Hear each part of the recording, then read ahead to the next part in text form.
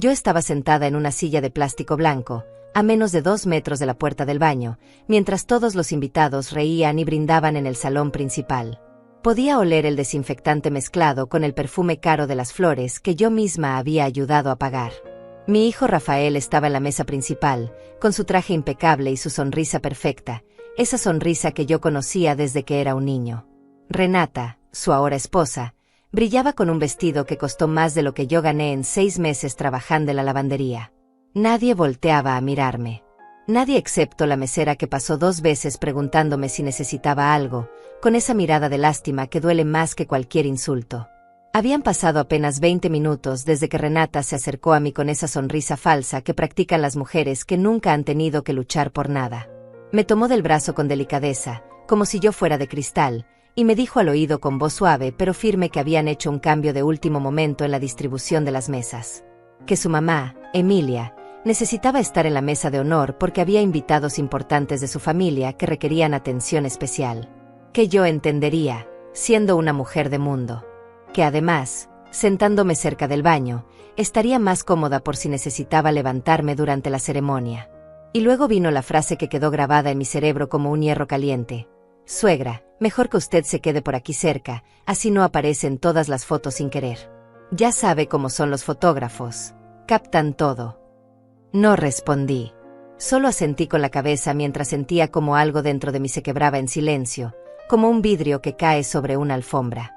Ella se alejó riendo bajito, y yo la vi regresar a la mesa principal donde Emilia ya ocupaba mi lugar, el lugar que debía ser mío como madre del novio. Vi cómo se abrazaban, cómo brindaban con champagne francés, cómo posaban para las fotografías con esas sonrisas enormes que solo se ven en las revistas. Rafael ni siquiera volteó a buscarme. Ni una sola vez. Su madre, la mujer que lo parió, que lo crió sola después de que su padre muriera cuando él tenía apenas 7 años, no merecía ni una mirada de confirmación de que todo estaba bien. Me quedé ahí sentada durante 15 minutos más, viendo cómo servían el primer plato en las mesas importantes mientras a mí ni siquiera me habían puesto cubiertos. Observé cada detalle. La forma en que Renata tocaba el brazo de Rafael. La manera en que Emilia saludaba a los invitados como si fuera ella la madre del novio. Los flashes de las cámaras iluminando sus rostros felices mientras yo permanecía en la penumbra, junto a una puerta que se abría cada 5 minutos dejando escapar el sonido de la cisterna. Pensé en los $20,000 que había guardado durante 3 años.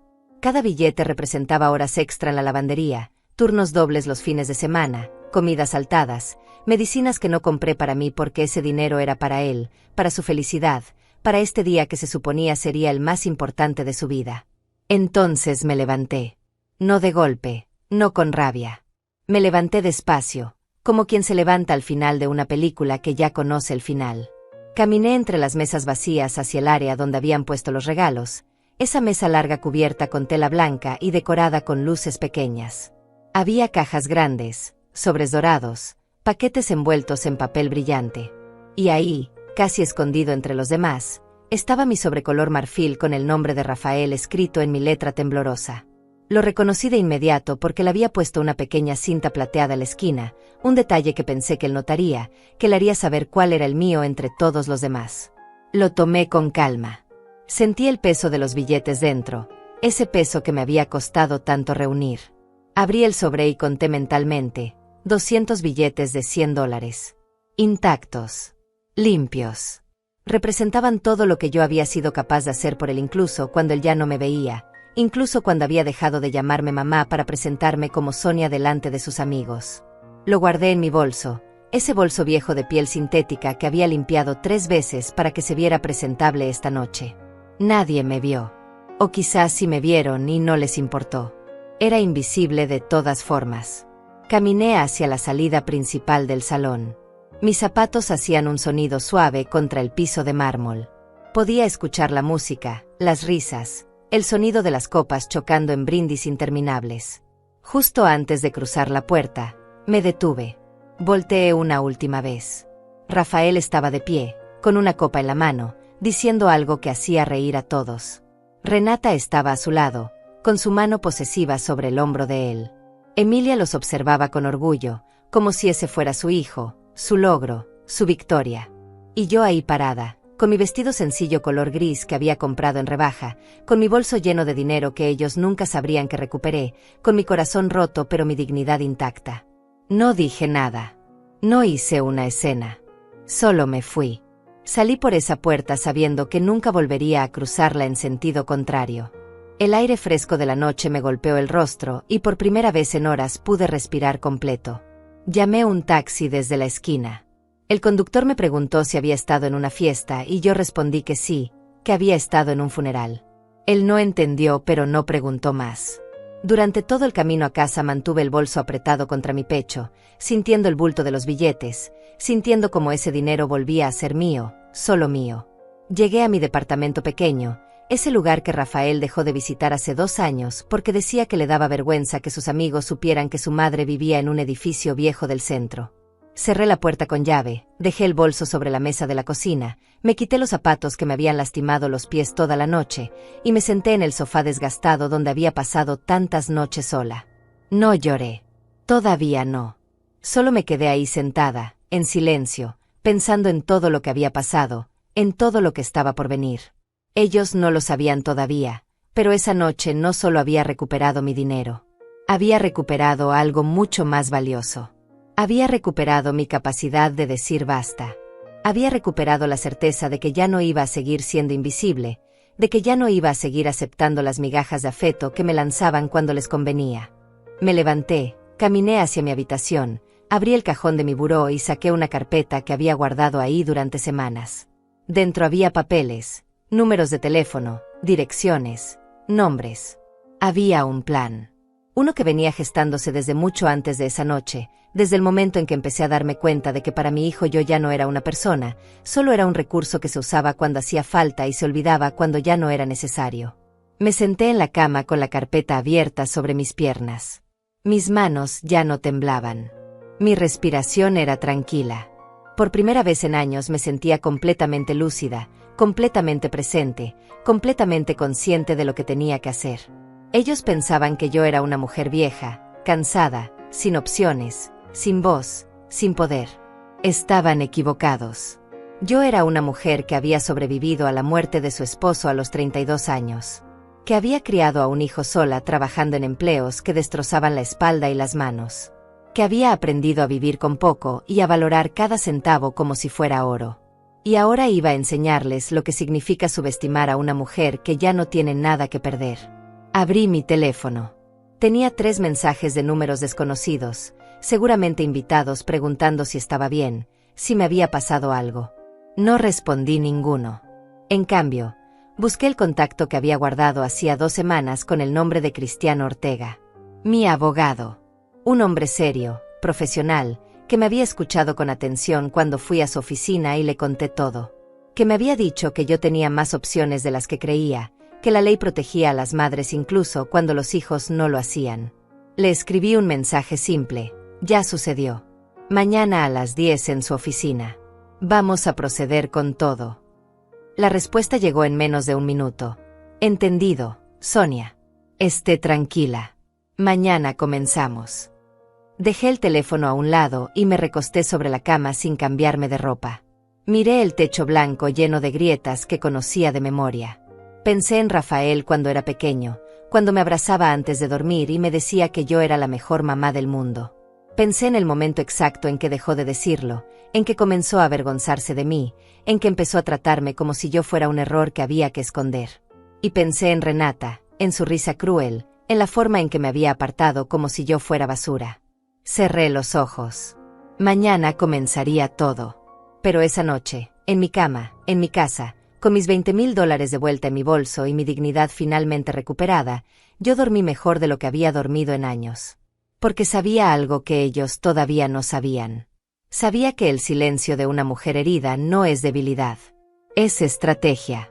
Y yo acababa de declarar una guerra que ellos ni siquiera sabían que había comenzado. Desperté a las 6 de la mañana sin necesidad de alarma. Mi cuerpo estaba acostumbrado a levantarse temprano después de tantos años trabajando en la lavandería donde los turnos comenzaban antes del amanecer. Me quedé unos minutos más en la cama, mirando cómo la luz del sol empezaba a filtrarse por las cortinas delgadas de mi habitación. Todavía llevaba puesto el vestido gris de la boda. No me había cambiado, no me había quitado el maquillaje que alguna vecina amable me había ayudado a aplicar. Me levanté despacio, sintiendo el peso de los años en mis rodillas, y caminé hasta el espejo del baño. La mujer que me devolvió la mirada era alguien que apenas reconocía. Tenía 66 años, pero esa noche parecía haber envejecido 10 más. Las ojeras se marcaban profundas bajo mis ojos. El rímel corrido formaba líneas oscuras en mis mejillas. Me quité el vestido con cuidado y lo colgué en la puerta del closet. Todavía olía al perfume barato que me había puesto, mezclado con el aroma de la humillación. Me metí a la ducha y dejé que el agua caliente cayera sobre mi espalda adolorida. Cerré los ojos y entonces llegaron los recuerdos, esos que había estado conteniendo toda la noche, esos que necesitaba enfrentar si quería seguir adelante con mi plan. Rafael nació un 23 de marzo, en un hospital público donde las enfermeras eran ásperas pero eficientes. Su padre, mi esposo José, estaba tan emocionado que lloró cuando lo cargó por primera vez. Éramos jóvenes, pobres pero llenos de esperanza. José trabajaba en construcción y yo limpiaba casas. Vivíamos en un departamento más pequeño que este, con una sola habitación y una cocina donde apenas cabía una persona. Pero éramos felices. Rafael era nuestro milagro, nuestro proyecto, la razón por la que valía la pena levantarse cada mañana antes del sol. José murió cuando Rafael tenía 7 años. Un accidente en la obra, una viga que cayó en el momento equivocado, un cuerpo que dejó de respirar antes de llegar al hospital. Recuerdo la llamada, recuerdo las palabras del capataz tartamudeando al otro lado del teléfono, recuerdo cómo mis piernas dejaron de sostenerme. Rafael estaba en la escuela. Tuve que ir a buscarlo, tuve que decirle que papá no volvería a casa. Vi cómo algo en sus ojos se apagó ese día. Era solo un niño, pero entendió perfectamente lo que significaba la palabra para siempre. Los primeros años fueron brutales. La compensación que nos dieron por la muerte de José apenas alcanzó para pagar el funeral y cubrir 2 meses de renta. Tuve que conseguir 3 trabajos. Limpiaba casas en las mañanas, trabajaba en la lavandería por las tardes, y 2 noches a la semana planchaba ropa para un negocio de tintorería. Rafael pasaba las tardes con la señora Emilia del edificio, una mujer mayor que le daba de comer y lo ayudaba con las tareas a cambio de casi nada. Yo llegaba a casa pasadas las 10 de la noche, con las manos agrietadas por los químicos de limpieza, con la espalda destrozada, pero siempre con una sonrisa para él. Le prometí que estudiaría, que tendría todo lo que yo no tuve, que nunca le faltaría nada. Y cumplí esa promesa incluso cuando significó que yo comiera una vez al día para que él pudiera comer 3. Incluso cuando tuve que usar zapatos rotos durante 2 años porque su uniforme de la escuela era más importante. Incluso cuando me enfermé y no fui al doctor porque ese dinero era para sus libros. Rafael fue un buen estudiante. Sacaba buenas calificaciones, era responsable, obediente. Me abrazaba cuando llegaba del trabajo y me decía que cuando fuera grande me compraría una casa enorme donde yo no tendría que trabajar nunca más. Pero algo cambió cuando entró a la universidad. Conseguí que entrara a una universidad privada con una beca parcial. Yo pagaba el resto trabajando turnos dobles, vendiendo cosas, pidiendo prestado cuando hacía falta. Rafael comenzó a hacer amigos nuevos, amigos con dinero, con carros, con familias que veraneaban en la playa. Empezó a sentir vergüenza. Lo noté en pequeñas cosas al principio.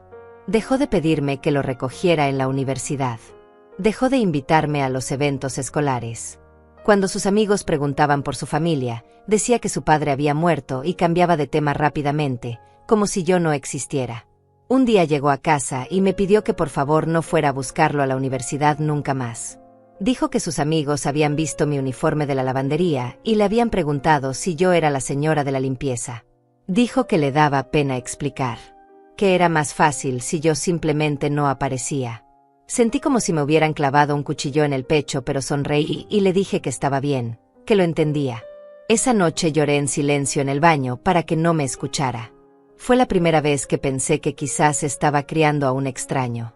Los años pasaron y la distancia creció. Rafael se graduó con honores. Yo estaba en la ceremonia, sentada hasta atrás, usando un vestido prestado. Él no me presentó con ninguno de sus profesores. Consiguió un trabajo en una empresa de marketing, empezó a ganar bien, se mudó a un departamento en una zona elegante de la ciudad. Me visitaba cada vez menos. Nuestras conversaciones se volvieron superficiales, apresuradas. Yo siempre preguntaba cómo estaba, él siempre respondía bien y cambiaba de tema. Dejó de contarme sus problemas, sus sueños, sus miedos.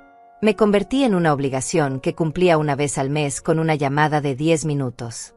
Conoció a Renata hace 2 años en una conferencia de trabajo. Me habló de ella por teléfono, emocionado por primera vez en mucho tiempo. Dijo que era hermosa, inteligente, de buena familia. Esa frase me dolió. De buena familia. Como si la nuestra no lo fuera.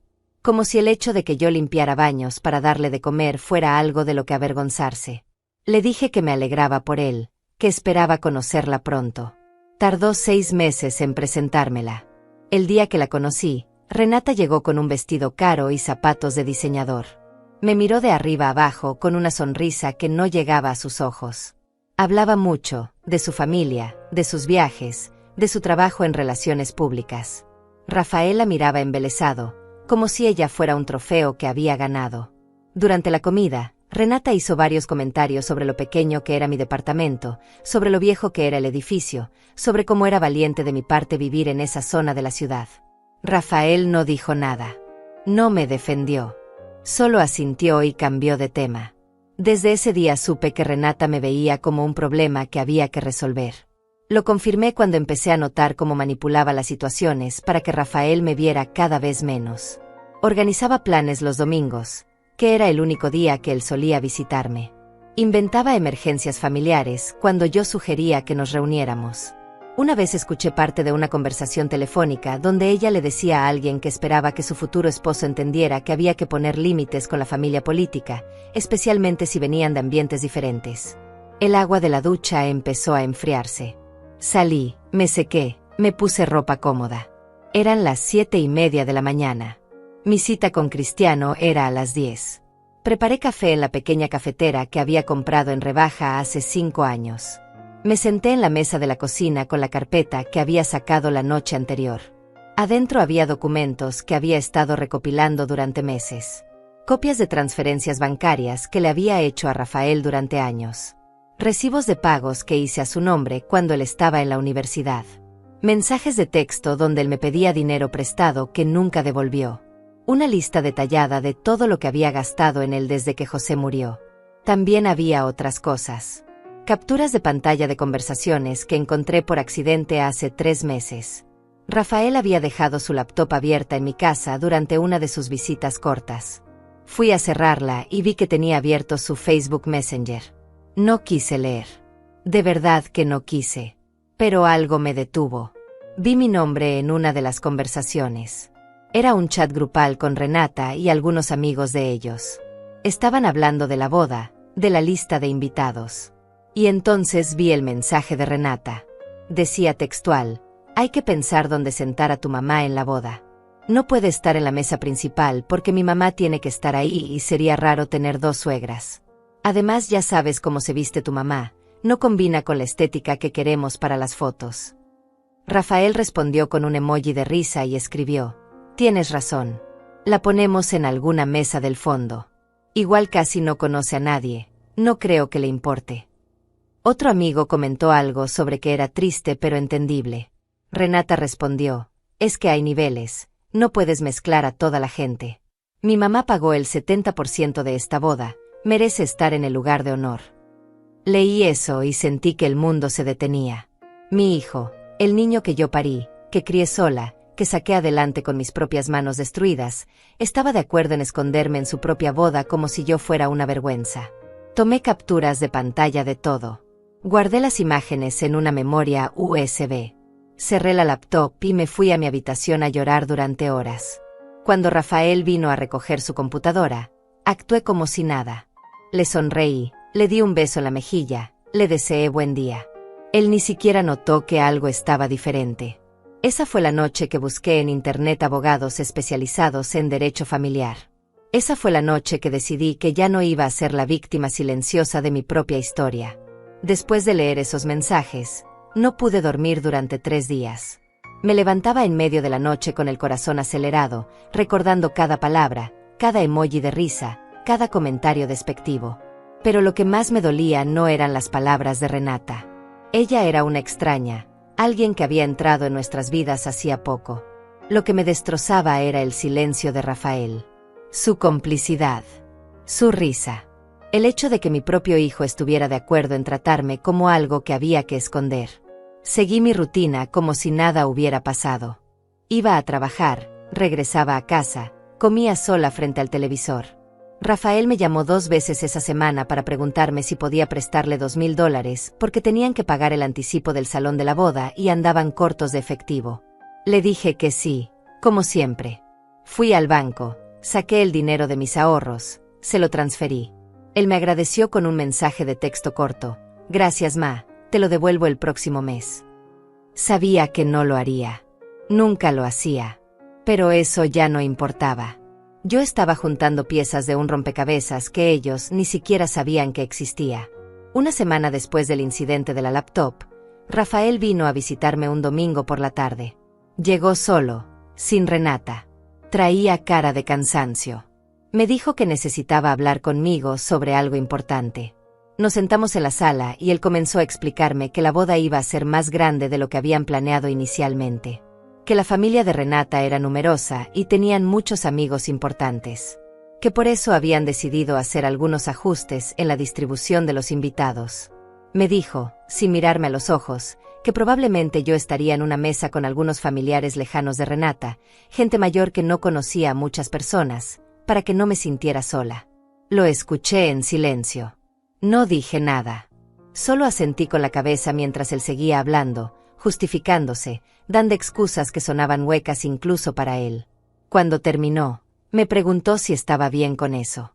Le dije que sí, que por supuesto, que lo único que me importaba era su felicidad. Él suspiró aliviado, me dio un abrazo rápido y se fue. Lo vi salir por la ventana, subirse a su carro nuevo que yo había ayudado a pagar cuando él dijo que lo necesitaba para el trabajo, y alejarse sin voltear atrás. Esa noche abrí mi computadora vieja y busqué más información. Revisé su Facebook, su Instagram, todas las redes sociales donde creía que yo no sabía entrar porque era una vieja que no entendía de tecnología. Encontré más conversaciones. En una de ellas, Renata publicó en su historia de Instagram una foto del vestido de novia con la descripción: cuando tu suegra quiere opinar sobre tu vestido pero tú y tu mamá ya decidieron todo. Había varios comentarios de sus amigas riéndose, diciendo cosas como así se hace y hay que poner límites desde el principio. Descubrí que habían abierto una cuenta de banco conjunta para la boda. Rafael me había pedido dinero varias veces diciendo que era para gastos de la ceremonia, pero nunca me incluyó en ninguna decisión. Nunca me preguntó qué me parecía el salón, las flores, el menú. Nada. Yo solo era un cajero automático al que se acudía cuando hacía falta y se ignoraba el resto del tiempo. Hice cálculos mentales de todo lo que le había dado en los últimos 2 años. Entre préstamos que nunca devolvió, pagos que hice por él, y regalos en efectivo, la suma superaba los $35,000. $35,000 que yo había ganado limpiando baños, lavando ropa ajena, planchando camisas hasta que mis manos sangraban. Dinero que había ahorrado saltándome comidas, usando ropa vieja, negándome cualquier lujo. ¿Y todo para qué? Para ser tratada como un estorbo. Para ser escondida en mi propia familia. Para ser el chiste privado en conversaciones que yo no debía leer. Fue entonces cuando tomé la decisión. No iba a confrontarlo. No iba a hacer una escena dramática donde llorara y le reclamara su ingratitud. Eso no serviría de nada. Rafael ya había tomado su decisión. Había elegido a Renata, había elegido una vida donde yo no cabía, donde yo era un problema que resolver. Llorar no cambiaría eso. Gritar no cambiaría eso. Pero había algo que sí podía cambiar. Podía cambiar mi papel en esta historia. Podía dejar de ser la víctima. Busqué en Google abogados especializados en asuntos familiares. Leí reseñas, comparé precios, hice llamadas discretas.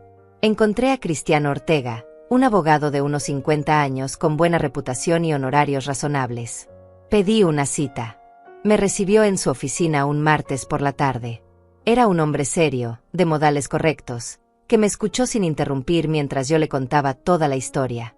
Le mostré los documentos, las capturas de pantalla, los recibos de transferencias bancarias. Cristiano revisó todo con atención. Cuando terminó, se quitó los lentes y me miró directo a los ojos. Me dijo que legalmente no podía obligar a Rafael a devolverme el dinero porque la mayoría habían sido regalos o préstamos sin contrato. Pero me dijo algo más importante. Me dijo que yo tenía control sobre mi propio patrimonio, sobre mis decisiones futuras, sobre a quién incluía o no en mi testamento. Me explicó que muchas madres en mi situación seguían dando y dando esperando que el amor regresara, pero que eso casi nunca funcionaba. Me preguntó qué era lo que yo realmente quería. Le dije la verdad. Quería recuperar mi dignidad. Quería que Rafael entendiera que yo no era un recurso infinito del que podía disponer sin consecuencias. Quería que sintiera, aunque fuera por un momento, lo que se siente cuando te tratan como si no importaras. Cristiano asintió. Me dijo que podíamos trabajar juntos para proteger mi patrimonio, para asegurarme de que mis decisiones futuras reflejaran mi verdadero valor. Firmé un contrato con él ese mismo día. Durante las siguientes semanas, seguí actuando con normalidad. Rafael me llamaba, yo contestaba. Me pedía dinero, yo se lo daba. Me contaba sobre los planes de la boda, yo escuchaba. Pero por dentro algo había cambiado. Ya no era la misma mujer. Cada vez que le transfería dinero, guardaba el comprobante. Cada vez que me pedía algo, lo anotaba. Estaba construyendo un caso, pero no un caso legal. Estaba construyendo el caso de mi propia liberación. 2 semanas antes de la boda, Renata me llamó por primera vez directamente. Me dijo con voz dulce que necesitaban ayuda de última hora con algunos gastos imprevistos. Que si yo podía colaborar con $5,000 para las flores y la decoración. Le dije que por supuesto, que era lo menos que podía hacer por la felicidad de mi hijo. Ella me agradeció efusivamente y me dijo que era una suegra maravillosa. Colgué el teléfono y me reí sola en mi cocina vacía. Maravillosa. Qué palabra tan interesante para alguien a quien planeaban sentar junto al baño. Saqué los $5,000 de mi cuenta de ahorros. Los puse en un sobre. Pero esta vez hice algo diferente. Antes de sellarlo, tomé una foto del dinero, anoté la fecha, escribí en mi libreta personal el propósito del préstamo. Cristiano me había enseñado a documentar todo. Me había dicho que tal vez nunca usaría esa información, pero que era importante tenerla. Que el poder no estaba en gritar, sino en saber exactamente qué cartas tenías en la mano.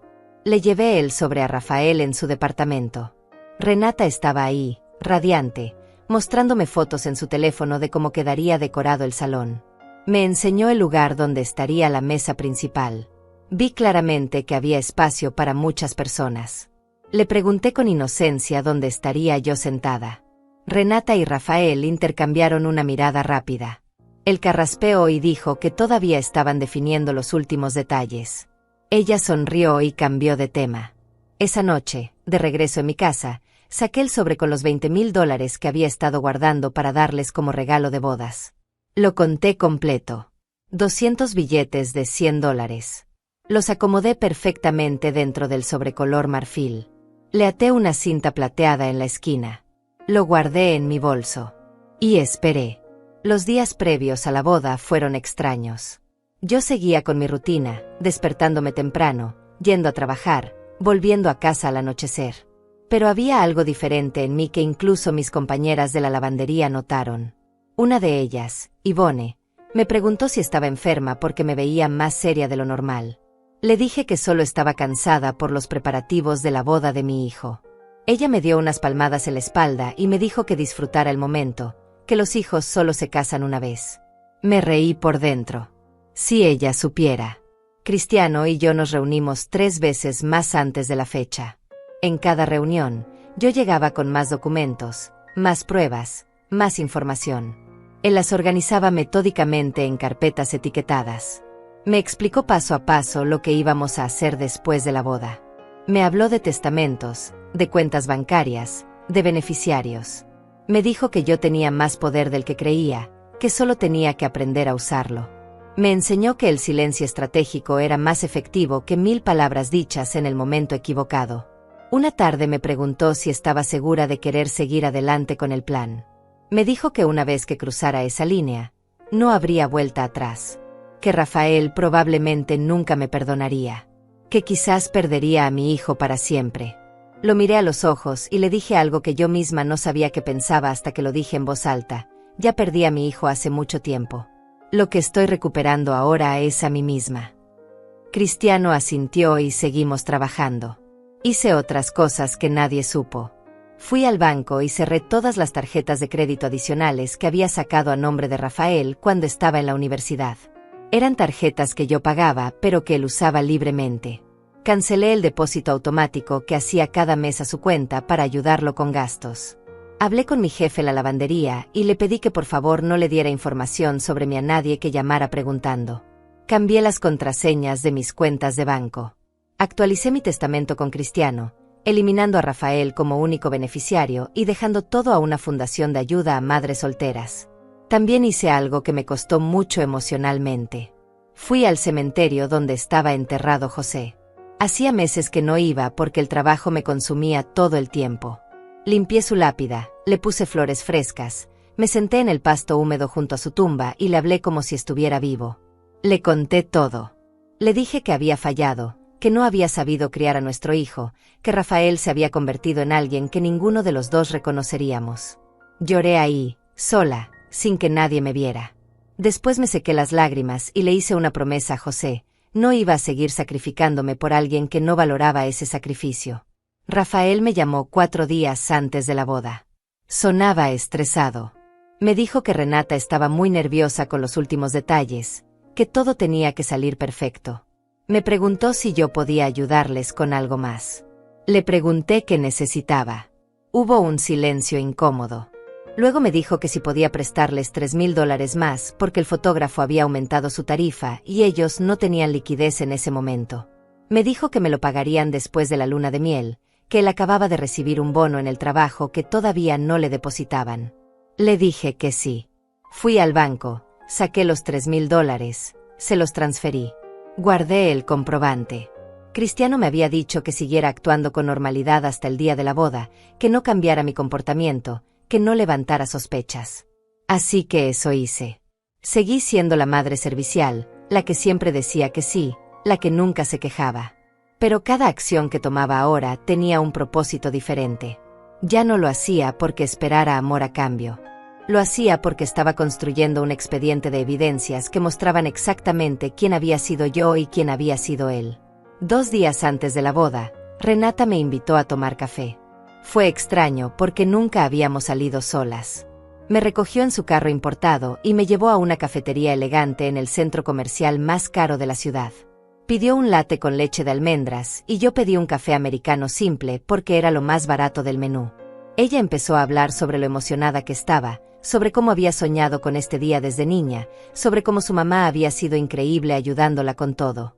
Luego, con esa misma sonrisa falsa que ya conocía tan bien, me dijo que quería hablar conmigo sobre las expectativas después de la boda. Me explicó que ella y Rafael iban a empezar su vida juntos y que era importante establecer límites saludables con la familia extendida. Me dijo que su terapeuta les había recomendado crear espacio para su matrimonio, especialmente en los primeros años.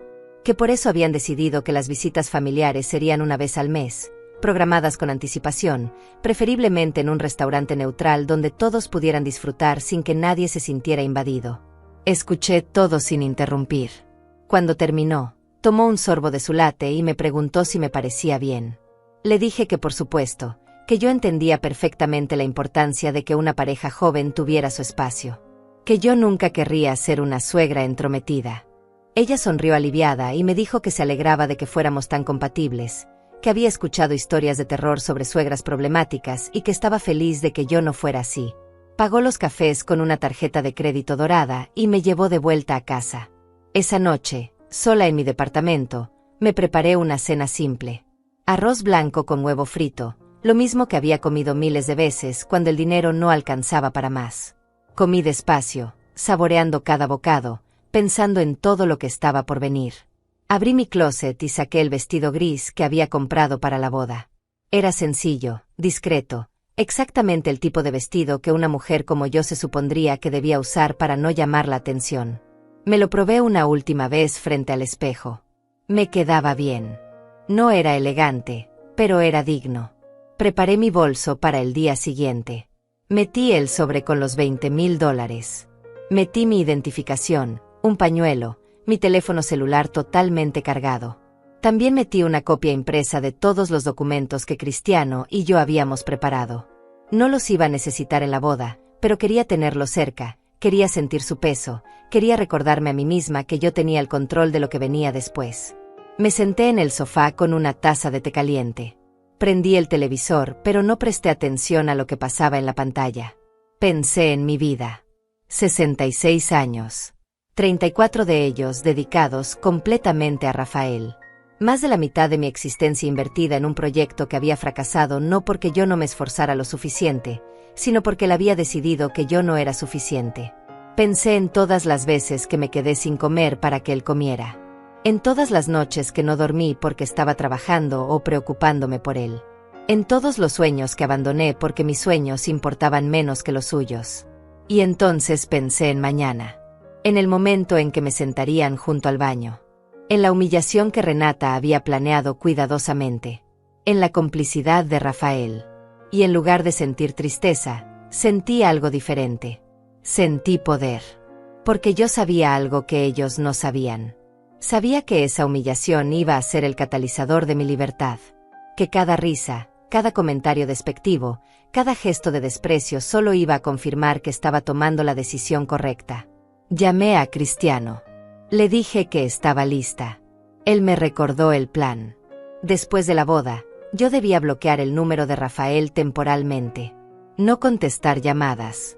Dejar que la desesperación creciera.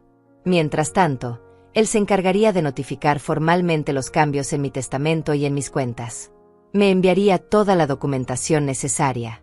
Me dijo que fuera fuerte, que recordara por qué estaba haciendo esto. Le agradecí y colgué. Esa noche dormí profundamente. Soñé con José. En el sueño, él me abrazaba y me decía que estaba orgulloso de mí. Me decía que ya era hora de que yo viviera para mí misma.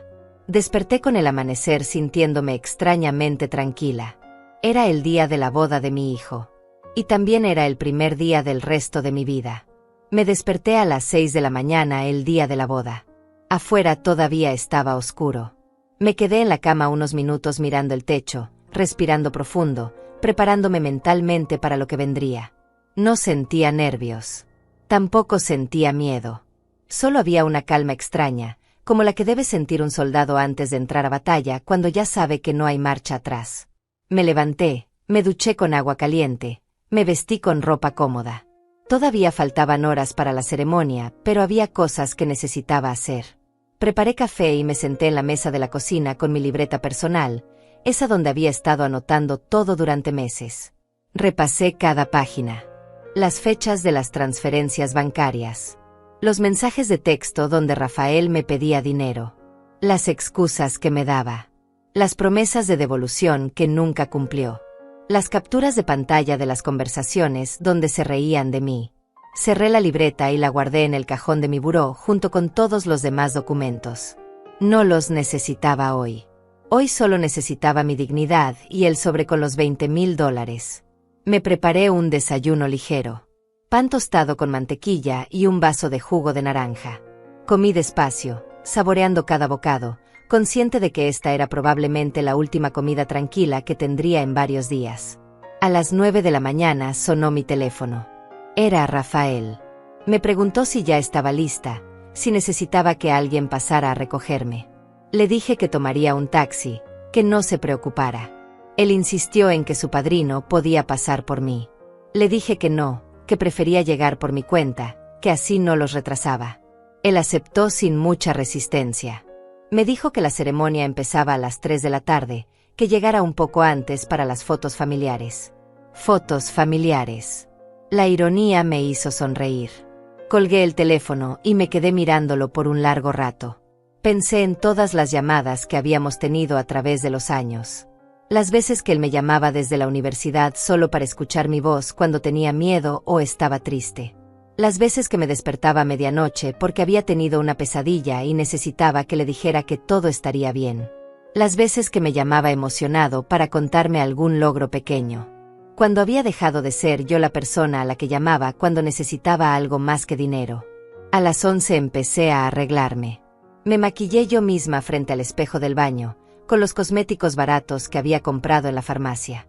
No era buena con el maquillaje, pero hice lo mejor que pude. Un poco de base para cubrir las manchas de la edad. Rímel en las pestañas. Un labial rosa pálido. Me peiné el cabello canoso hacia atrás en un moño sencillo. Me puse unos aretes de perla falsa que José me había regalado en nuestro 10º aniversario. Me puse el vestido gris. Me calcé los zapatos negros de tacón bajo que había lustrado la noche anterior. Me miré en el espejo de cuerpo completo. La mujer que me devolvió la mirada era una mujer de 66 años que había trabajado hasta destruirse el cuerpo. Una mujer con arrugas profundas alrededor de los ojos y la boca. Una mujer con manos ásperas y espalda encorvada por años de limpiar pisos ajenos. Una mujer invisible para el mundo. Pero también era una mujer que había decidido dejar de ser invisible para sí misma. Tomé mi bolso. Verifiqué que el sobre con el dinero estuviera adentro. Verifiqué que mi teléfono estuviera cargado completamente. Verifiqué que tuviera suficiente efectivo para el taxi de ida y de vuelta. Salí de mi departamento y cerré la puerta con llave. Bajé las escaleras despacio porque mis rodillas ya no eran las mismas de antes. En la calle, llamé un taxi y le di la dirección del salón de eventos. El trayecto duró 40 minutos. Yo iba en silencio mirando por la ventana cómo pasaban las calles, los edificios, la gente. El taxista intentó hacer conversación preguntándome a dónde iba tan elegante. Le dije que a una boda. Me preguntó si era familiar de los novios. Le dije que era la madre del novio. Él me felicitó y me dijo que debía estar muy orgullosa. No respondí nada. Solo seguí mirando por la ventana. Llegamos al salón a las 2 de la tarde. Era un lugar enorme, lujoso, con jardines perfectamente cuidados y fuentes de agua. El tipo de lugar que costaba una fortuna rentar. Pagué el taxi y me quedé parada en la entrada unos segundos. Respiré profundo. Esto era real. Estaba pasando. Entré. Adentro había movimiento por todos lados. Empleados del salón corriendo de un lado a otro. Floristas acomodando los centros de mesa. El DJ probando el sonido. Y en medio de todo ese caos, vi a Renata. Estaba radiante en su vestido blanco que costó más de $8,000. Ese vestido que yo había ayudado a pagar con los $5,000 que me pidieron para las flores. Estaba rodeada de sus damas de honor, todas maquilladas profesionalmente, todas con vestidos idénticos color lavanda. Renata me vio y caminó hacia mí con una sonrisa enorme. Me abrazó con cuidado de no arrugar su vestido. Me dijo que me veía hermosa, aunque sus ojos me recorrieron de arriba abajo con una expresión que claramente decía lo contrario. Me preguntó si había traído el regalo. Le dije que sí, que lo dejaría en la mesa con los demás. Ella asintió y luego, bajando la voz como si me estuviera confiando un secreto importante, me dijo que necesitaba hablar conmigo sobre mi lugar en el salón. Me llevó aparte, lejos del bullicio. Me explicó con esa misma voz dulce y condescendiente que había habido un cambio de último momento. Que su mamá tenía que estar en la mesa principal porque había invitados muy importantes de su familia que necesitaban atención especial. Que habían pensado mucho en dónde ubicarme para que yo estuviera cómoda. Y que habían decidido ponerme en una mesa cerca de los baños. Así podría levantarme cuando necesitara sin molestar a nadie. Luego vino la frase. La dijo con una risita suave, casi como si fuera una broma entre amigas. Suegra, mejor que usted se quede por aquí cerca, así no aparece en todas las fotos sin querer. Ya sabe cómo son los fotógrafos. Captan todo. Y se rió. Se rió como si acabara de decir algo ingenioso. Yo no dije nada. Solo asentí con la cabeza. Ella pareció aliviada de que no hubiera drama. Me dio unas palmaditas en el brazo y me dijo que empezaría la ceremonia pronto, que me acomodara donde quisiera por ahora. Se alejó rápidamente, sus damas de honor riendo y cuchicheando mientras caminaban juntas hacia otra área del salón. Me quedé sola en ese pasillo elegante con sus paredes decoradas y sus luces tenues. Sentí algo quebrarse dentro de mí, pero no era tristeza. Era el último pedazo de duda que todavía quedaba. Ahora no había ninguna. Esto era real. Esto estaba pasando. Mi propio hijo me estaba permitiendo ser humillada en el día de su boda. Caminé hasta la mesa de regalos. Había docenas de sobres y cajas envueltas en papel brillante. Saqué mi sobrecolor marfil del bolso, el que tenía la cinta plateada a la esquina, el que contenía $20,000 que había ahorrado durante 3 años. Lo puse cuidadosamente entre los demás. Sabía exactamente dónde estaba. Sabía que en unas horas volvería por él. La ceremonia comenzó a las 3 en punto. Yo estaba sentada hasta atrás, en una silla de plástico blanco junto a la puerta del baño, tal como Renata había planeado. Veía todo desde la distancia. Rafael entrando con su traje perfecto. Renata caminando hacia el altar del brazo de su padre. Los votos. Los anillos. El beso. Los aplausos. Y durante todo eso, yo permanecí invisible, exactamente donde ellos querían que estuviera. Cuando terminó la ceremonia, todos se movieron hacia el salón de la recepción. Yo los seguí en silencio. Encontré mi mesa. Era pequeña, cerca del baño como prometieron, lejos de todo. Había otras 3 personas sentadas ahí, ancianos que no conocía y que tampoco parecían conocerse entre sí. Nadie hablaba. Nos miramos incómodos y luego cada uno se enfocó en su propio plato. Desde mi lugar podía ver la mesa principal. Ahí estaba Rafael, radiante. Ahí estaba Renata, perfecta. Y ahí estaba Emilia, la madre de Renata, ocupando mi lugar, sonriendo como si ese fuera su derecho natural.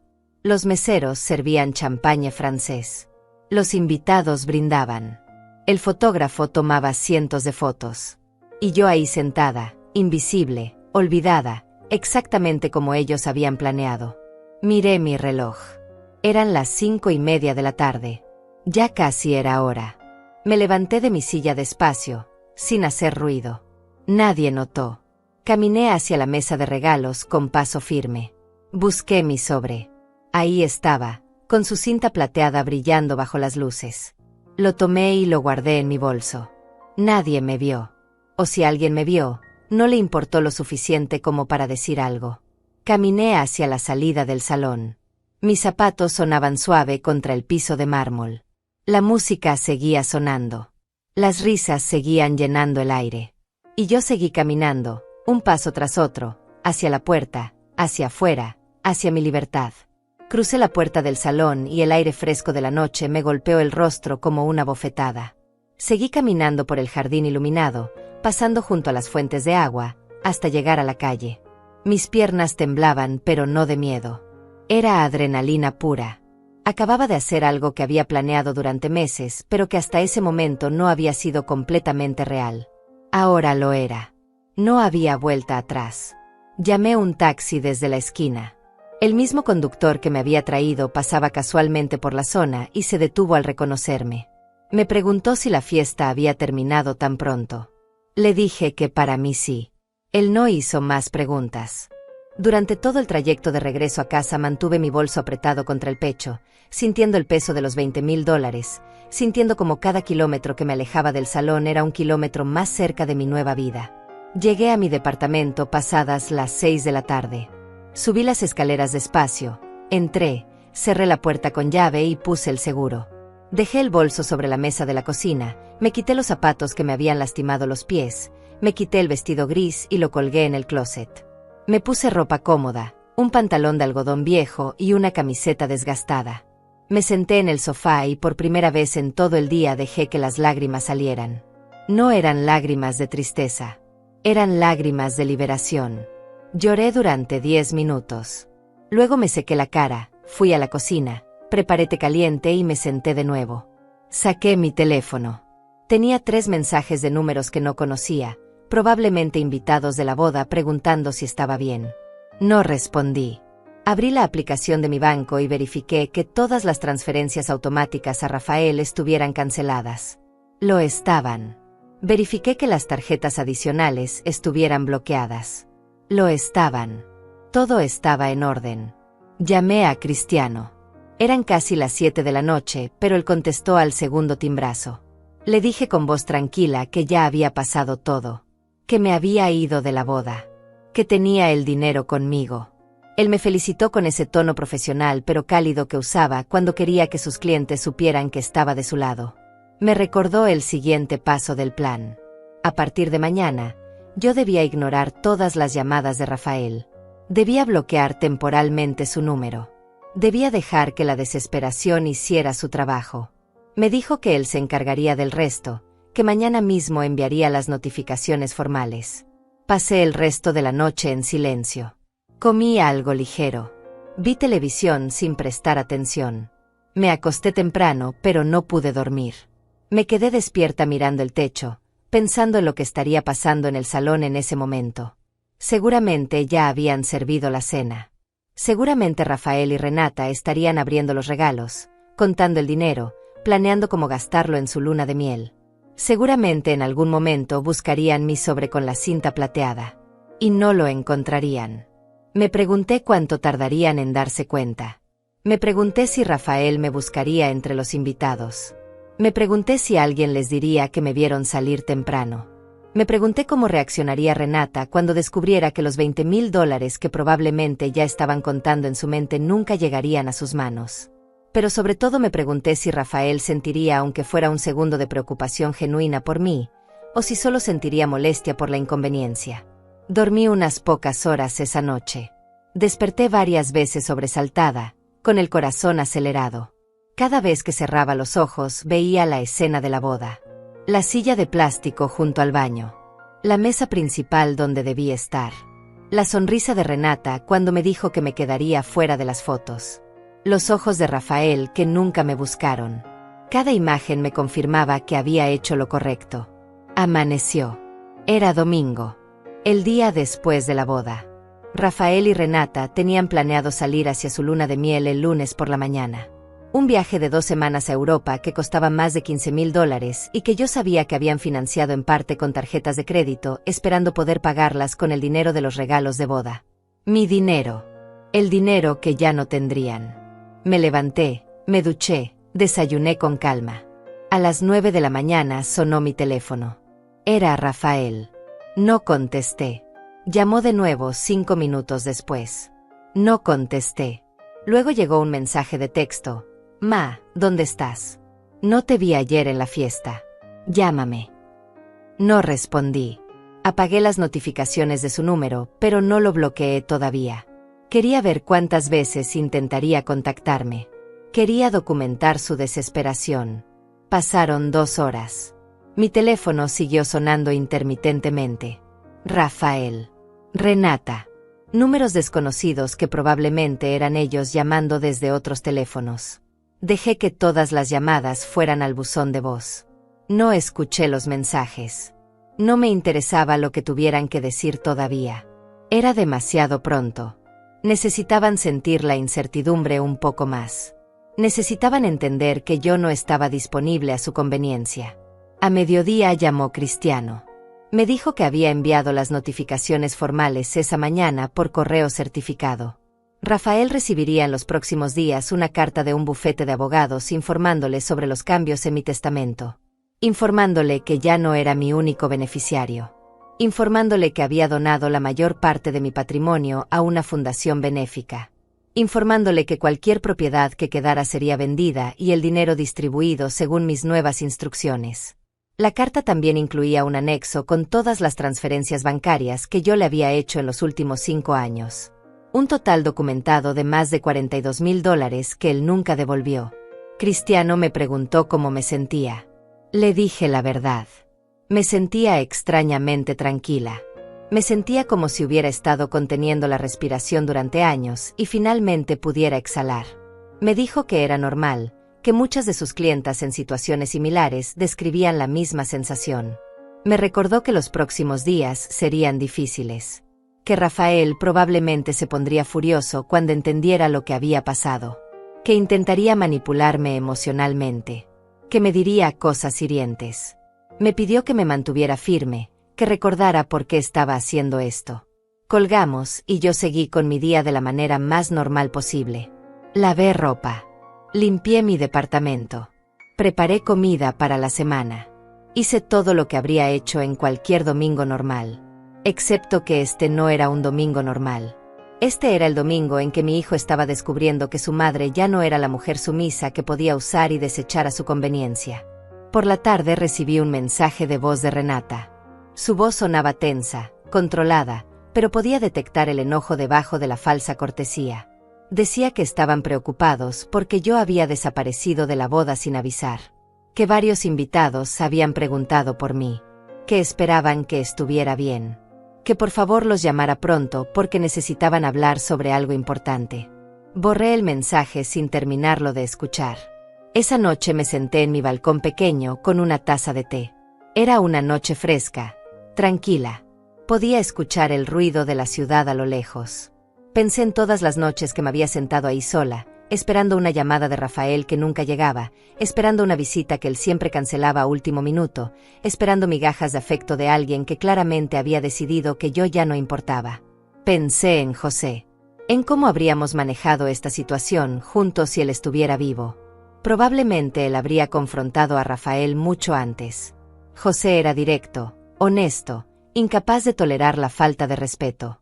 Yo había sido demasiado blanda, demasiado comprensiva, demasiado dispuesta a justificar el comportamiento de Rafael con excusas sobre lo difícil que había sido para él crecer sin padre. Pero la verdad era que muchos niños crecían sin padre y no por eso trataban a sus madres como basura. Mi teléfono vibró de nuevo. Otro mensaje de Rafael.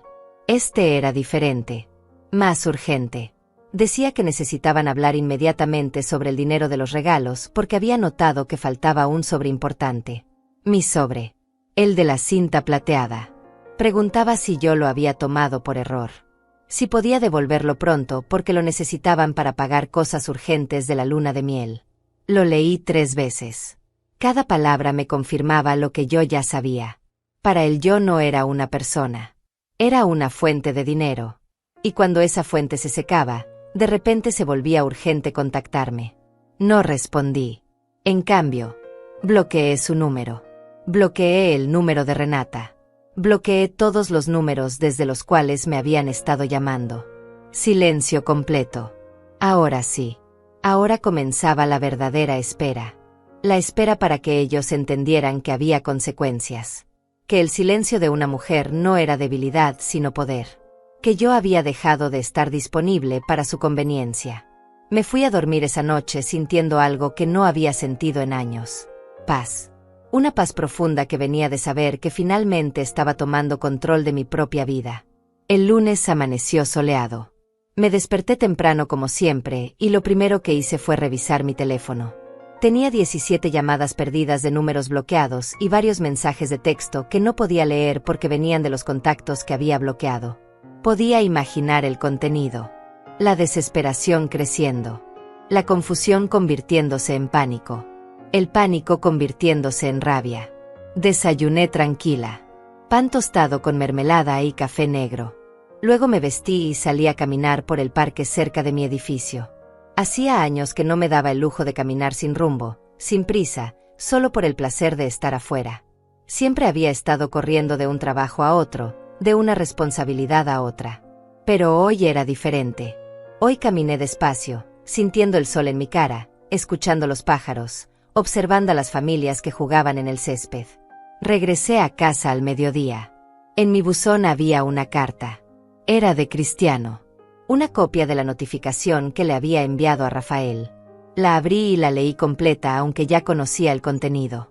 Ver todo escrito en papel oficial, con membrete legal, con firmas y sellos, lo hacía real de una manera diferente.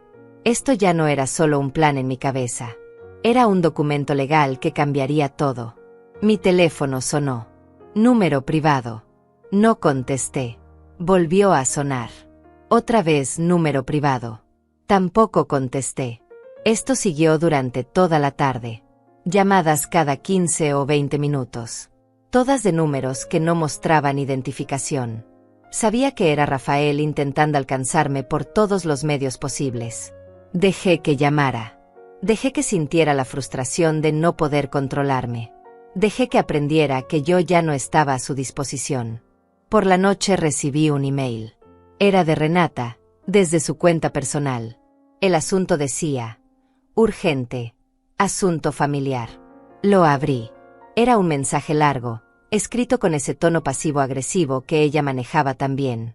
Empezaba diciendo que estaban muy preocupados por mí, que no entendían por qué había desaparecido de la boda sin despedirse, que varios invitados les habían preguntado si yo estaba bien, que ellos habían tenido que inventar excusas diciendo que probablemente me había sentido mal y había preferido irme a descansar.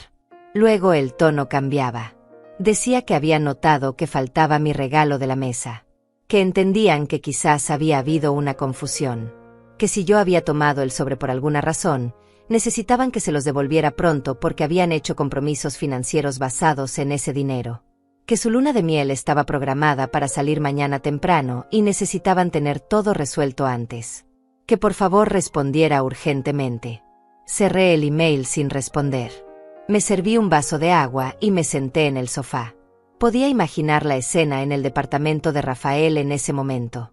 Los dos rodeados de regalos abiertos, haciendo cuentas, dándose cuenta de que los números no cuadraban, dándose cuenta de que faltaban exactamente $20,000, dándose cuenta de que esos $20,000 eran míos, y comprendiendo lentamente que yo los había recuperado. Esa noche casi no dormí. No por ansiedad, sino por anticipación. Sabía que mañana todo explotaría. Rafael recibiría la carta de Cristiano. Leería sobre los cambios en mi testamento. Vería la lista detallada de todo el dinero que le había dado. Entendería que esto no era un berrinche temporal, sino una decisión permanente. Y entonces vendría la verdadera confrontación. El martes amaneció nublado. Me levanté a las 6. Me preparé como cualquier otro día. A las 9 de la mañana sonó el timbre de mi departamento. Insistente. Agresivo. Sabía quién era antes de mirar por la mirilla. Rafael. Estaba solo. Su cara se veía descompuesta, furioso. Tocaba el timbre una y otra vez sin parar. No abrí. Me quedé del otro lado de la puerta escuchando. Lo escuché gritar mi nombre. Escuché cómo golpeaba la puerta con el puño. Escuché cómo decía que sabía que estaba adentro, que abriera inmediatamente, que necesitaban hablar. Su voz sonaba diferente. Ya no era el tono educado que usaba conmigo normalmente. Era pura rabia sin filtro. Gritó que cómo me atrevía a robar su dinero. Que esos $20,000 eran su regalo de bodas. Que él y Renata los necesitaban urgentemente. Que ya habían hecho reservaciones que no podían cancelar. Que tenían que salir para el aeropuerto en pocas horas. Que abriera la maldita puerta y le devolviera su dinero inmediatamente. Su dinero. Como si yo no hubiera sido quien lo ganó. Como si yo no hubiera sido quien lo ahorró. Como si ese dinero hubiera sido suyo alguna vez. Me quedé en silencio del otro lado. Ni siquiera me moví para que no escuchara mis pasos. Dejé que gritara. Dejé que golpeara. Dejé que se desgastara. Después de 10 minutos, su voz cambió. Ya no era rabia. Era algo peor. Era desprecio puro. Gritó que yo era una vieja amargada. Que siempre había sido una carga para él. Que se había avergonzado de mí toda su vida. Que la única razón por la que me soportaba era porque pensaba que al menos podría heredar algo cuando me muriera. Dijo que había recibido una carta ridícula de un abogado hablando de cambios en mi testamento. Que eso tenía que ser una broma. Que yo no tenía derecho a donar su herencia a extraños. Que ese dinero era suyo por derecho. Que él había tenido que soportarme durante años y merecía una compensación por eso. Cada palabra era un cuchillo. Pero también era una confirmación. Confirmación de que yo había visto la verdad. Confirmación de que mi hijo realmente me veía así. La vecina del departamento de al lado salió a ver qué pasaba. La escuché preguntarle a Rafael si todo estaba bien. Él le dijo groseramente que se metiera en sus asuntos. Ella amenazó con llamar a la policía si no se calmaba. Eso pareció detenerlo. Escuché sus pasos alejándose por el pasillo. Escuché cómo bajaba las escaleras pisando fuerte. Escuché el portón del edificio cerrarse de golpe. Me quedé temblando detrás de la puerta. No de miedo, de rabia, de dolor. De liberación. Porque ahora ya no había duda. Ahora había escuchado con mis propios oídos lo que Rafael realmente pensaba de mí. Ya no podía engañarme diciéndome que en el fondo me quería. Ya no podía justificarlo. Ya no podía seguir siendo la madre abnegada que todo lo perdonaba. Caminé hacia mi habitación con las piernas todavía temblorosas. Me senté en la cama y saqué mi teléfono. Llamé a Cristiano. Le conté lo que acababa de pasar. Él me dijo que era importante que documentara todo. que si Rafael volvía a aparecer, llamara a la policía inmediatamente, que no abriera la puerta bajo ninguna circunstancia, que esto probablemente se pondría peor antes de mejorar. Me preguntó si estaba bien, si necesitaba algo. Le dije que estaba bien. Y era verdad. Esa tarde recibí otro email de Renata. Este era diferente. Ya no había falsa cortesía. Era directo y cruel. Decía que yo había arruinado su luna de miel, que por mi culpa tenían que cancelar o modificar planes, que era una persona egoísta y manipuladora, que utilizaba el dinero como forma de controlar a Rafael, que ella siempre había sabido que yo era un problema, pero que Rafael la había convencido de darme una oportunidad, que claramente había sido un error. Decía que Rafael estaba devastado, que no podía creer que su propia madre fuera capaz de algo así, que yo había escogido dinero sobre mi relación con mi hijo, que ellos iban a seguir adelante con su vida sin mí, que no me necesitaban, que Rafael tenía ahora una familia real que lo apreciaba, refiriéndose obviamente a ella y a su madre Emilia. Terminaba diciendo que no intentara contactarlos, que ya habían bloqueado mi número, que a partir de ahora yo estaba muerta para ellos. Leí el email completo sin sentir nada. Bueno, no exactamente nada. Sentí alivio, porque ahora las máscaras habían caído completamente. Ahora ellos habían mostrado quiénes eran realmente. Y ahora yo podía seguir adelante sin culpa, sin dudas, sin ese dolor constante de preguntarme si había hecho lo suficiente, si había amado lo suficiente, si había dado lo suficiente. Me preparé la cena. Sopa de verduras simple. Me senté en mi mesa de cocina pequeña y comí despacio. Afuera había empezado a llover. Podía escuchar el sonido de las gotas contra la ventana. Era un sonido reconfortante. Limpiaba, lavaba, renovaba. Así me sentía yo. Como si la tormenta estuviera lavando años de dolor, años de humillación, años de ser invisible. Esa noche me acosté temprano. Antes de apagar la luz, miré la foto de José que tenía en mi buró. Le hablé en silencio. Le dije que lo había intentado, que había dado todo por nuestro hijo, pero que ahora tenía que dejar ir, que tenía que vivir para mí misma lo que me quedara de vida. Le pedí que me entendiera, y de alguna manera, mirando esa foto vieja y desgastada, sentí que él sí entendía, que él estaría orgulloso de mí por finalmente poner límites, por finalmente decir basta. Apagué la luz y cerré los ojos. Mañana sería otro día, un día más cerca de mi nueva vida. Una vida donde yo importaba, donde mi dignidad importaba, donde ya no tenía que mendigar amor de alguien incapaz de darlo. Pasaron 2 semanas. 2 semanas de silencio absoluto. Rafael y Renata se habían ido a su luna de miel a pesar de todo, probablemente usando tarjetas de crédito y ajustando planes. Yo seguí con mi vida de la manera más normal posible. Trabajaba en la lavandería, regresaba a casa, cocinaba para mí misma, veía televisión. Pero algo había cambiado profundamente. Ya no me sentía vacía. Ya no me sentía invisible. Por primera vez en décadas, me sentía completa. Cristiano me llamaba cada 3 días para verificar cómo estaba. Me contó que la carta certificada había sido recibida y firmada, que todo estaba procediendo según lo planeado, que mis nuevas disposiciones testamentarias estaban registradas legalmente, que mi patrimonio, aunque modesto, estaba protegido y sería destinado a la Fundación de Ayuda a Madres Solteras tal como yo había solicitado. Me dijo que había hecho lo correcto, que me mantuviera firme. Una tarde de jueves, mientras doblaba ropa limpia en mi sala, sonó el timbre. Miré por la mirilla con cautela. Era Emilia, la madre de Renata. Estaba sola. Vestía ropa cara como siempre, con ese aire de superioridad que nunca disimulaba. Dudé si abrir. Pero algo en mí quería escuchar qué tenía que decir. Abrí la puerta, pero dejé puesta la cadena de seguridad. Emilia me miró con esa sonrisa falsa que también conocía. Me dijo que necesitábamos hablar mujer a mujer, que todo este malentendido se había salido de control, que los jóvenes eran impulsivos, pero que nosotras, como mujeres mayores y sensatas, podíamos arreglar las cosas. Le pregunté qué era exactamente lo que quería arreglar. Su sonrisa tembló un poco.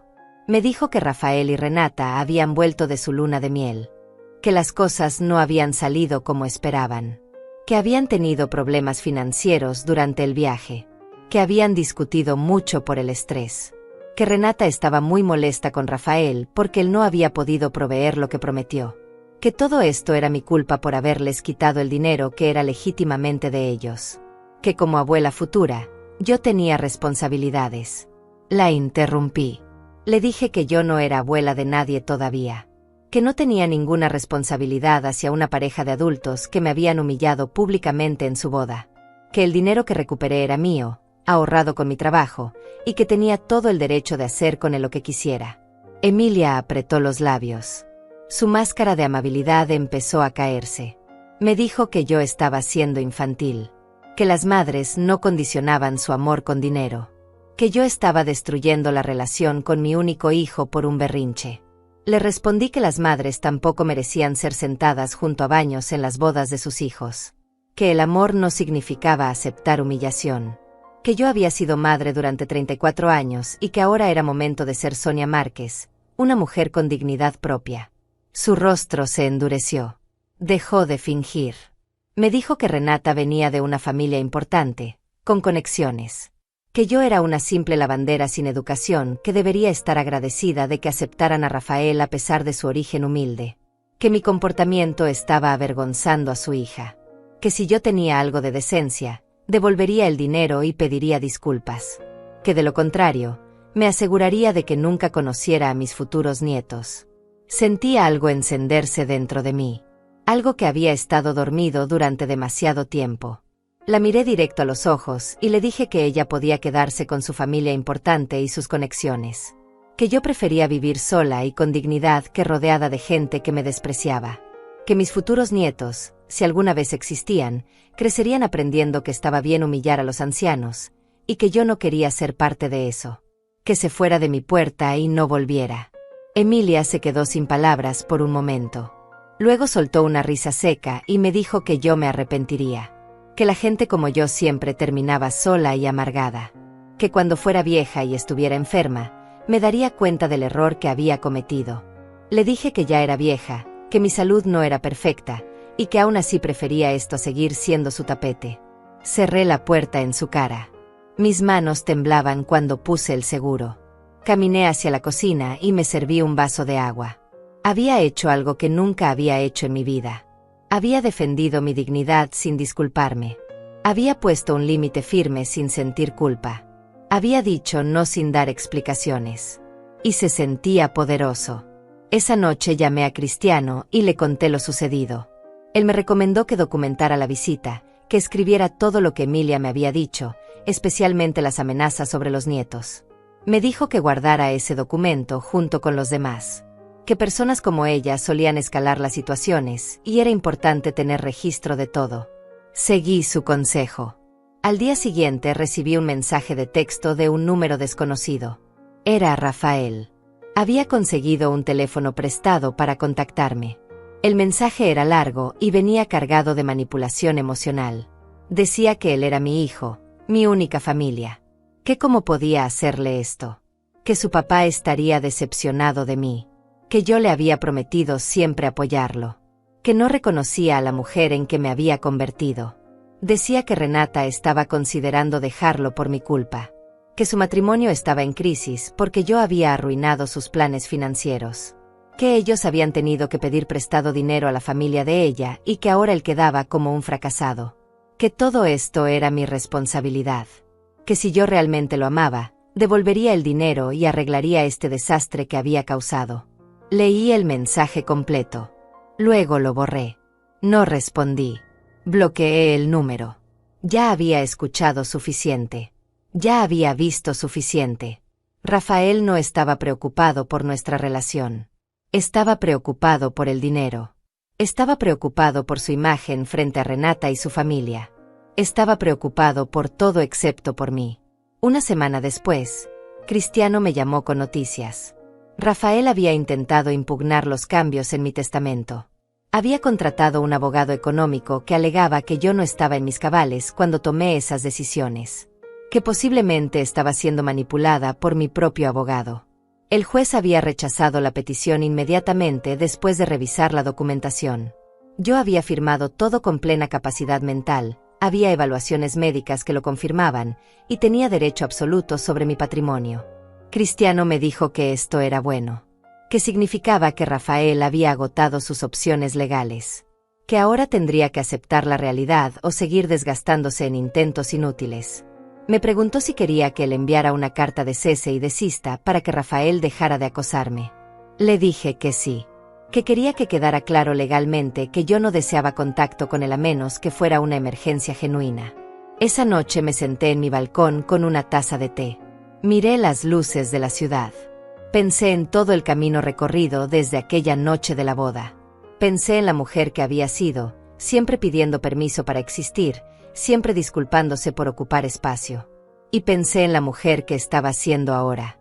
Una mujer que había aprendido que el amor propio no era egoísmo, que los límites no eran crueldad, que decir no era un derecho, no un privilegio. Respiré profundo el aire fresco de la noche. Todavía quedaba una cosa por hacer. Una última cosa para cerrar este capítulo completamente. Había pasado un mes desde la boda. Un mes desde que recuperé mi dinero y mi dignidad. Un mes desde que dejé de ser la madre invisible que existía solo para servir. Durante ese tiempo había llorado, había dudado, había tenido momentos de debilidad donde casi tomaba el teléfono para llamar a Rafael. Pero siempre me detenía. Siempre recordaba la silla junto al baño. Siempre recordaba sus gritos en mi puerta. Siempre recordaba que el amor no duele así. Una mañana de sábado tomé una decisión. Llamé a Cristiano y le dije que quería hacer una última cosa antes de cerrar este capítulo completamente. Quería escribirle una carta a Rafael. No para enviársela necesariamente, sino para poner en palabras todo lo que nunca me había atrevido a decir. Cristiano me dijo que era una excelente idea, que muchas personas encontraban sanación en escribir aunque nunca enviaran la carta. Me senté en mi mesa de cocina con papel y pluma. Empecé a escribir. Las palabras salieron con dificultad al principio, luego fluyeron como un río que había estado contenido demasiado tiempo. Escribí sobre el día que nació, sobre cómo José y yo lo recibimos con tanto amor. Escribí sobre los años después de la muerte de su padre, sobre los sacrificios, sobre las noches sin dormir trabajando para que él tuviera lo que necesitaba. Escribí sobre el momento exacto en que empecé a notar su vergüenza de mí, sobre cómo cada rechazo había sido como una puñalada silenciosa. Escribí sobre la boda, sobre esa silla de plástico, sobre la humillación calculada. Escribí sobre su complicidad, sobre su silencio, sobre su risa con Renata mientras planeaban esconderme. Y escribí sobre mi decisión. Sobre cómo recuperar ese dinero no había sido venganza, sino supervivencia. Sobre cómo bloquear su número no había sido crueldad, sino autoprotección. Sobre cómo cambiar mi testamento no había sido castigo, sino justicia. Terminé la carta con estas palabras: Rafael, te di la vida y luego te di mi vida entera. Pero resulta que yo también merezco vivir. Merezco dignidad. Merezco respeto. Merezco amor que no venga condicionado a mi utilidad. Hoy elijo vivir para mí misma los años que me quedan. Hoy elijo ser Sonia Márquez, no solo tu madre. Y si algún día decides que quieres conocer a esa mujer, a la persona completa que soy más allá de lo que puedo darte, mi puerta estará abierta. Pero ya no voy a mendigar tu afecto. Ya no voy a disculparme por existir. Ya no voy a ser invisible. Con amor pero también con límites. Mamá. Leí la carta completa 3 veces. Lloré. Luego la doblé cuidadosamente, la metí en un sobre y escribí su dirección. La dejé sobre la mesa sin sellar. Todavía no sabía si la enviaría. Pero haberla escrito ya era suficiente por ahora. Los días siguientes empecé a hacer cambios en mi vida. Pequeños al principio. Me corté el cabello, un estilo moderno que me hacía ver diferente, más joven. Compré ropa nueva, no de segunda mano ni en rebajas, sino ropa que realmente me gustaba. Usé parte de los $20,000 que había recuperado para arreglar cosas en mi departamento que había estado posponiendo durante años. Pinté las paredes de un color claro que hacía que el espacio se sintiera más amplio. Compré plantas para el balcón. También empecé a reconectar con personas que había descuidado. Ivone de la lavandería me invitó a tomar café un domingo y acepté.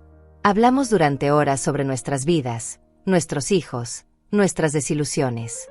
Descubrí que no estaba sola en mi experiencia. Muchas mujeres de mi edad habían vivido situaciones similares. Muchas habían dado todo por hijos que luego las olvidaron. Pero también muchas habían encontrado la manera de reconstruirse. Un día, 2 meses después de la boda, recibí un email inesperado. Era de Rafael. El asunto decía simplemente: perdón. Lo abrí con el corazón acelerado. Era corto. Decía que había estado pensando mucho, que se había dado cuenta de cosas, que su matrimonio con Renata no estaba yendo bien y que eso lo había hecho reflexionar sobre sus prioridades, que quería hablar conmigo si yo estaba dispuesta, que entendía si no lo estaba.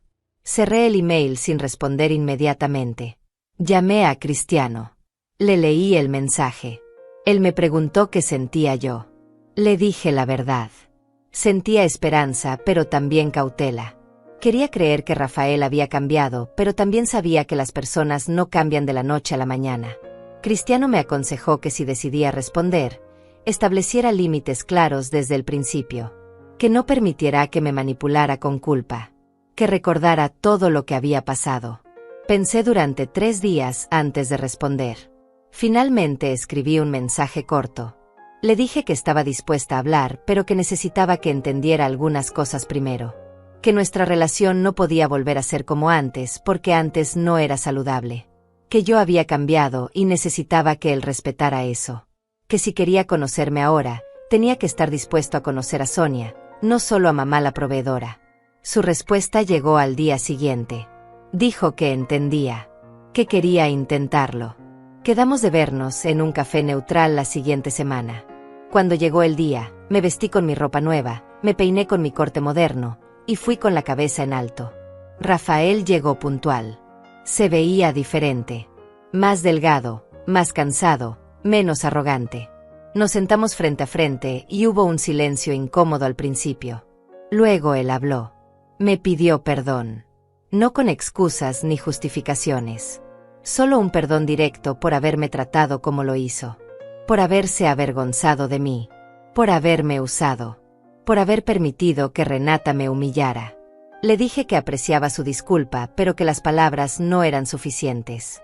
Que necesitaba ver cambios reales.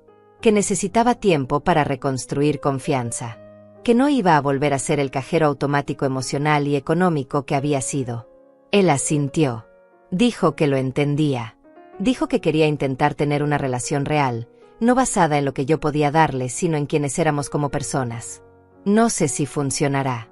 No sé si Rafael realmente ha cambiado o si esto es temporal, porque su vida está difícil en este momento. Pero sé que yo he cambiado. Sé que ya no voy a sacrificar mi dignidad por migajas de afecto. Sé que merezco respeto y que no voy a conformarme con menos. Esa noche, de vuelta en mi departamento renovado, saqué la carta que había escrito semanas atrás. La leí una última vez y luego la rompí en pedazos pequeños. Ya no la necesitaba. Ya había dicho todo lo que necesitaba decir, no en papel sino en mi vida, en mis acciones, en mis decisiones. Me preparé un té y me senté en mi balcón con las plantas nuevas meciéndose en la brisa. Miré las luces de la ciudad y pensé en todo el camino recorrido. 66 años de vida. 34 dedicados completamente a ser madre. Y ahora, finalmente, estaba aprendiendo a ser yo misma. No sé qué depara el futuro. Quizás Rafael y yo podamos construir algo nuevo. Quizás no. Pero ya no tengo miedo de estar sola porque he descubierto que la peor soledad no es la física, sino la de estar rodeada de gente que te hace sentir invisible. Cerré los ojos y respiré profundo. El aire fresco llenó mis pulmones. Y en ese momento, sentada en mi pequeño balcón, en mi departamento modesto pero ahora verdaderamente mío, me sentí más rica que nunca. Porque finalmente tenía algo que el dinero no puede comprar. Tenía mi dignidad de vuelta. Tenía mi voz. Tenía mi vida. Y susurré al viento las palabras que me habían estado esperando durante décadas. Mi nombre es Sonia Márquez. No soy solo la madre de alguien. Soy una mujer completa. Y mi historia apenas comienza.